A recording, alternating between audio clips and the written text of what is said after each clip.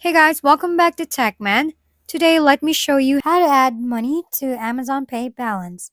To quickly add money to your Amazon Pay balance, start by logging into the Amazon website with your credentials. Once logged in, navigate to your account section via the drop-down menu. Select Amazon Pay balance. Here you see the option to add money to your balance. Choose or type the amount you wish to add, keeping in mind the per transaction and monthly limits. Next, select your preferred payment method. Click Continue to complete the process. Once finished, your Amazon Pay balance will update immediately, and you can review your total balance and transaction history for confirmation. This straightforward method ensures your funds are ready for purchases, bill payments, or transfers using Amazon Pay.